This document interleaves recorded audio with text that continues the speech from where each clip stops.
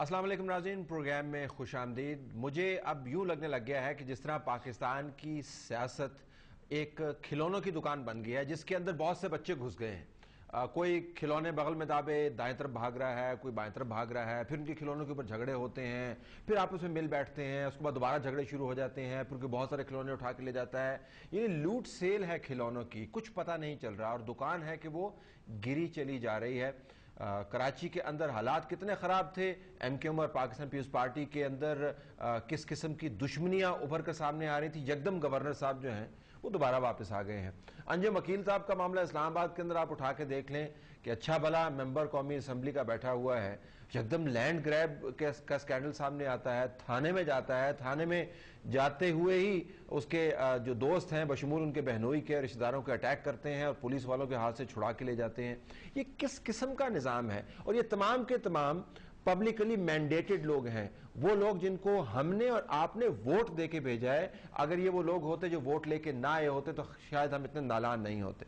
हम जरा पूछना चाहते हैं कि ये सियासत का रुख किस किस्म का है और ये हालात सियासतदानों के लिए कितने खुद ही नासाजगार होते चले जा रहे हैं। सेनेटर हासिल खान बिजंजर साहब हैं, senior vice president national party, हम आपको खुशामदीद कहते हैं। उनके बराबर में पलवश मोहम्मद ज़ई खान साहब आज हैं जो पीपल्स पार्टी की रिप्रेजेंटेटिव हैं, मेंबर है कौमी असम्बली की और मेंबर हैं Foreign Affairs Committee National Assembly apart from many others. Palwasha, thank you very much. शायद खाकान अब्बासी साहब मेरे ख्याल में भी दाखिल हो गए हैं हमारे स्टूडियोज में, वो भी यहाँ पर आएंगे, उनसे अंजुम वकील साहब के बारे में पूछेंगे।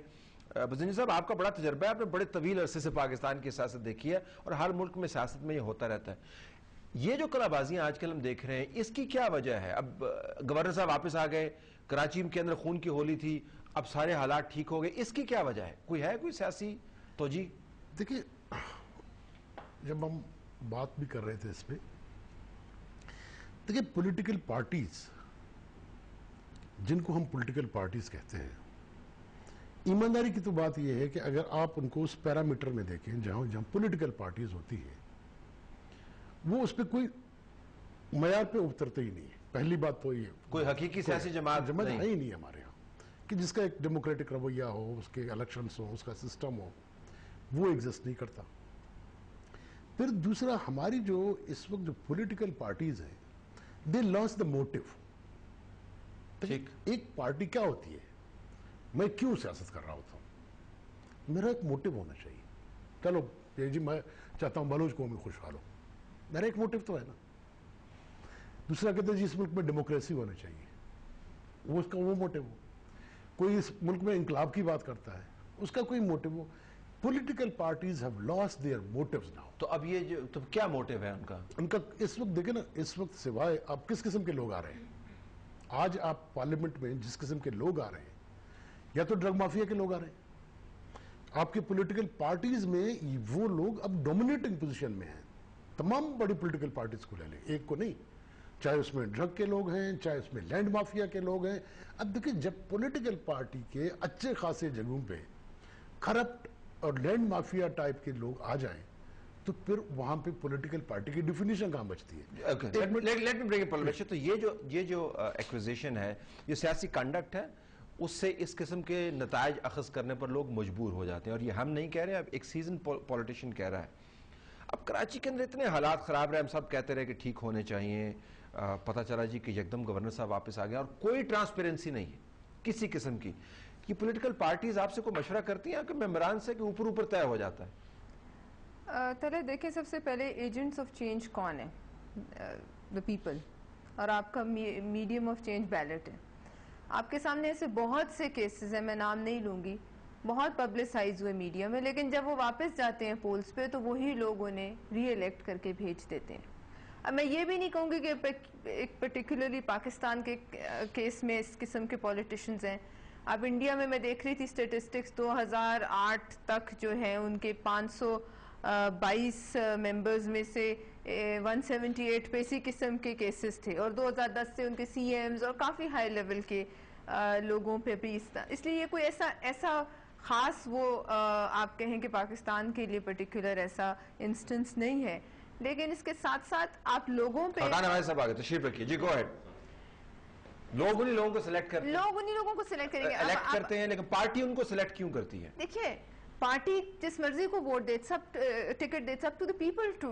पार्टी जिसको टिकट देती है वो सब तो पार्लियामेंट में नहीं आते हैं। लेकिन एक तरफ अगर अंजुम अकील हो, दूसरी तरफ अगर जमशेद दस्ती हो, तो फिर लोगों को आपने क्या चॉइस दी? भैया आप चॉइस एक्सपेंड कर देना। अच्छे लोगों की कमी है क्या पाकिस्तान में? लोगों के पास बहुत चॉइस होती है, but people always go for party ticket. क्या चॉइस? इंडिपेंडेंट्स कितने होते हैं आप जरा उठा के देखें एक एक हल्के में, कभी कोई ने पूछता भी है? They might be meaning भाई आप नाम लेते हैं जुल्फकार अली भुट्टो का, ये नाम लेते हैं नवाज शरीफ का, कोई नाम लेता है इल्ताफ हुसैन का, लोगों को मोटिवेट करते हैं। कितनी दफा लोग जो हैं, मतलब पीपल आर वेरी, इस लिहाज से पाकिस्तान में लोग सियासी तौर पे बहुत अच्छी तरह समझ बूझ रखते हैं। कितनी दफा आप लोगों को बेवकूफ बना सकते हैं? लोग खुद वोट देते हैं। यू हैव टू ऑल्सो, आप कह रहे हैं कि खुद ही बेवकूफ अगर बनना चाहते हैं तो फिर क्या किया जा सकता है? खान भाई साहब, आपकी पार्टी जो है वो आजकल खबरों में है for all the wrong reasons. पहले तो मैं जानना चाहूंगा कि अंजुम अकील का मामला जो है वो लिंगर कर रहा है काफी अरसे से, ये लेटेस्ट नहीं है। सिर्फ हम अंजुम अकील पर प्रोग्राम नहीं, ज्यादा परेशान नहीं हो, हम जनरल पॉलिटिकल क्लास पे बात कर रहे हैं। बहुत अर्सा पहले भी एक टीचर के साथ इनका कोई हाथापाई हो गई थी, फिर उन्होंने माफी मांगी, फिर ये अदालत के अंदर चलता रहा। तो पार्टी इसके ऊपर एक्शन वगैरह कोई नहीं लेती, डिसिप्लिन वगैरह कोई नहीं करती? पार्टी डिसिप्लिन करती हैं। देखिए, जो MNA इलेक्ट होता है उसको खुद अपने ओहदे का, अपनी जमात का, अपनी जो जिम्मेदारी है उसका एहसास होना चाहिए।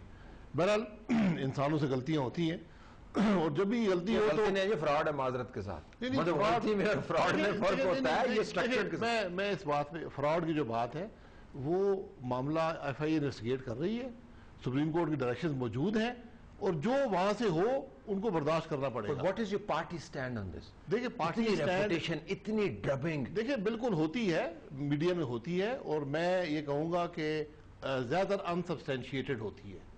अगर अंजुम अकील की अगर बात करते हैं, अंजुम अकील ने फ्रॉड किया है तो पार्टी से कोई सिंपैथी उनको नहीं मिलेगी, उनको कानून को फेस करना पड़ेगा। लेकिन वो विजुअल्स, वो जो होपफुली इस वक्त दिखा रहे होंगे जिसमें उनको थाने की कस्टडी में से छुड़ाया जा रहा है, जी, फ्रॉड को छोड़ दें जी, isn't that enough of a reason for you to say क्या निकालें? उसका फ्रॉड से कोई ताल्लुक नहीं है। फ्रॉड अपनी जगह पर उनको बर्दाश्त करना पड़ेगा। चलो ठीक, जो कुछ उस थाने के गेट पर हुआ वो बिल्कुल गलत है, हम उसको कंडेम करते हैं। कंडेम तो सब, और आपकी पार्टी ने क्या किया? हमारी पार्टी ने उसी दिन कमेटी बनाई, इसका मैं खुद मेंबर हूं, हम उस मामले को इन्वेस्टिगेट कर रहे हैं। और मैं आपको बता सकता हूं कि बात वो नहीं है जो आम तासुर दिया जाता है। तो क्या है? बहुत सी और चीजें हैं, ये बात सामने आ जाएगी। हमने अपनी रिपोर्ट बनाकर पार्टी लीडरशिप को दे दी है। वो वहां से नहीं भागे, नहीं थे, छुड़ाया नहीं था उन्होंने। ये बात भी सामने आ जाएगी, उसमें वीडियो फिल्म भी मौजूद है, क्या किया, किसने किया, कैसे हुआ, वो भी सब हकायक सामने है, कोई चीज ढकी छुपी नहीं है। साहब, आपने विजुअल्स देखे? वो मैंने सारे देखे। उसमें क्या, अगर आपकी पार्टी का ऐसा मेंबर कर रहा होता, इतने बड़े शक की बुनियाद पर आप क्या करते? What would you have done? मुझे बताइए। इससे पहले भी नवाज शरीफ ने किए। नवाज शरीफ ने जो लोग उनके किस्में फ्रॉड में हो, उनको उनसे टिकट नहीं दी, परवेज साहब को निकाल दिया यहाँ से, मैंने थे वो कार्ड वाली थी। परवेज साहब का मामला था, मैं उस कमेटी का चेयरमैन था। मुझे पार्टी ने पूरे इख्तियार दिए, जो आप फैसला करेंगे पार्टी उसको कार्रवाई करेगी।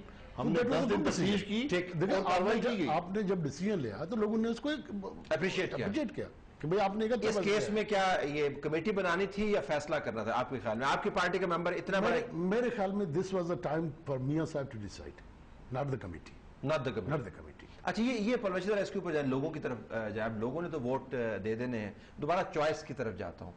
ये भी होता है कि आपके पार्टी के पास कैंडिडेट्स नहीं होते काम के, या जिस बंदे के पास पैसा ज्यादा होता है, जो अपनी कैंपेन खुद चला सकता है, जो पार्टी को फंड ज्यादा कर सकता है, वो सामने आ जाता है। फिर उस पार्टी के बारे में कहते हैं कि सारे वो लोग जो PR के बलबूते के ऊपर हैं वो आजकल डिसीजन मेकर्स हैं, यानी अनइलेक्टेबल्स जो हैं।